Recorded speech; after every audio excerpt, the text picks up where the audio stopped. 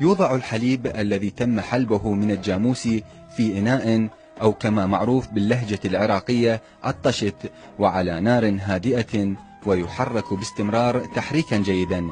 وبعد إنزاله من على النار توضع فوقه سلة من الخوص ويغطى بغطاء جيد ويترك حتى الصباح الباكر. أول خطوة نشخر الحليب بالصفرية النظيفة ونرد نفوره، نشعل الطباخ ونفوره، نرد نطرقه.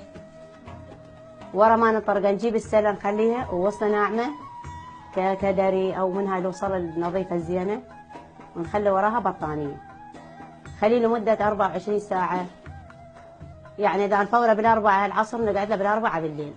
عند الصباح يكشف الغطاء الذي وضع على إناء طشت الحليب، وعند رفعه نجد أن الطبقة الدهنية القيمر قد ارتفعت وبقي الحليب الخالي من الدسم. يا اسم الرسول، هسه أصبح الملك لله. نكشفه، صارت الساعة بالأربعة بالليل، نكشف القمر، أصبح قمر. دا نقش النوب من عنده قمر.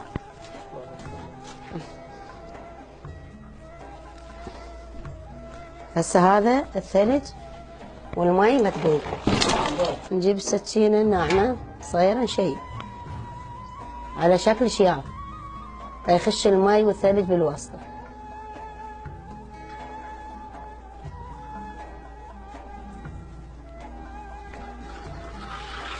ورا ما شاف نفتر على الحافة مالت الصفري بهاي الطريقة.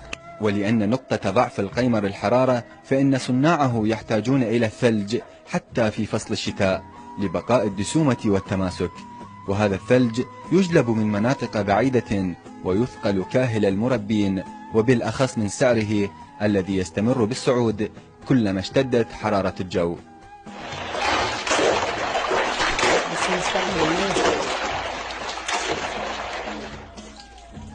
يلبس القمر يبرد ويصعد لي برا يظهر بينه وبين الحليب.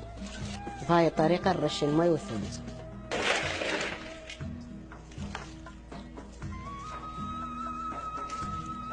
على 5 دقائق تقريبا نقوم نرفع القمر للصينية. هاي الصينية بهذا الشكل، تكون صينية فافون أحسن له، تاخذ رطوبة وبرودة للقمر من جوا من الثلج. هاي الصبح ما راح يبيعون القمر، يسوقون ثلج من المحاويل، يجيبون قالب ب7 ب5 نصير نشتري ب15 بهالشكل هذا. نبيته للصبح نستعمله نشتغل هاي الشغلة دي. وحين الانتهاء من رفع القيمر يؤخذ الحليب غير الدسم المتبقي في الإناء ويوضع على النار بعد وضع الخميرة عليه للاستفادة منه في عمل اللبن الخاثر والجبن. هسه نرفع القمر. بسم الله. هسه نرفع الشيافة بهاي الطريقة، خليها بالنار.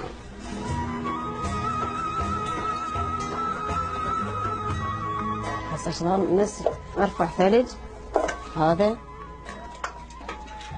نرده للثلج سرية الثلج.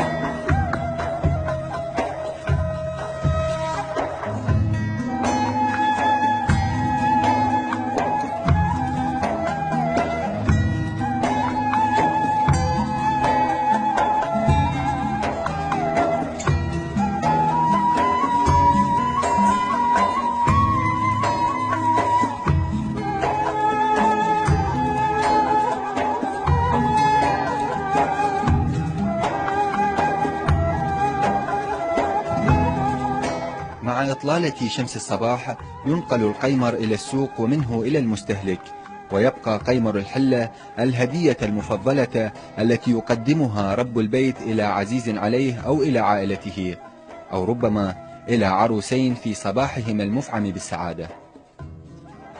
أطيب قمر قمر الحلة، قمر العراقي أضبط قمر.